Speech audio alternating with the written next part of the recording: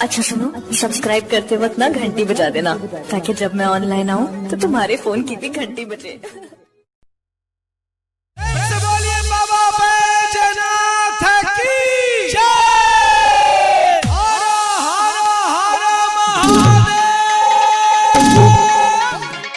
हर हर धुआं DJ Sumit Satish Subrahmanyam, DJ Sumit Satish Subrahmanyam.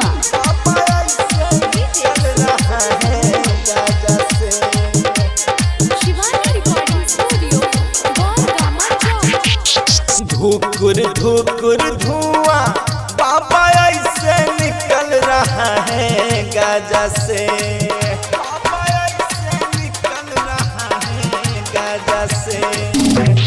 धुकुर धुकुर धुआं बाबा ऐसे निकल रहा है गाजा से, ए बाबा ऐसे निकल रहा है गाजा से। ए बाबा जैसे निकल रहा हो धुआं चिमनी भाटा से, ए बाबा जैसे निकल रहा हो धुआं चिमनी भाटा से।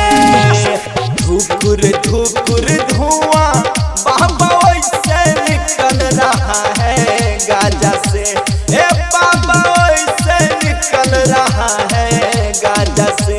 ए बाबा जैसे निकल रहा हो धुआं चिमनी भाटा से, ए बाबा जैसे निकल रहा हो धुआं चिमनी भाटा से।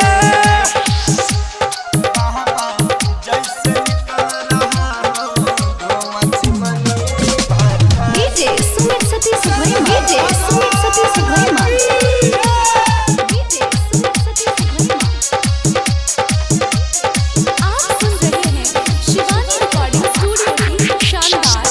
कहाँ से आता है इतना चीलम का खर्चा जी, छोटे से सुन रहे हैं आप ही के चर्चा जी।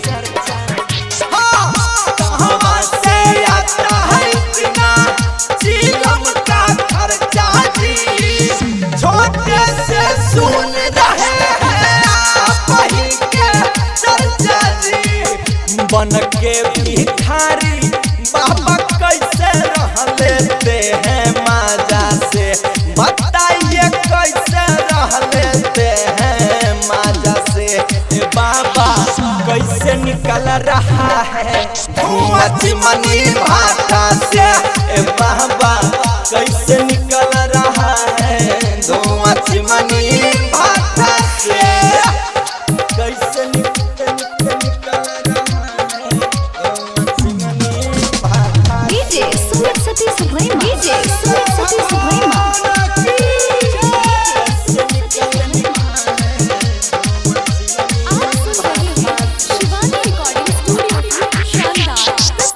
आप ही के भक्त हैं हम, सुनिए नारदी जी, आपके आगे ना चलता है दुनिया की मर्जी जी, मर्जी जी।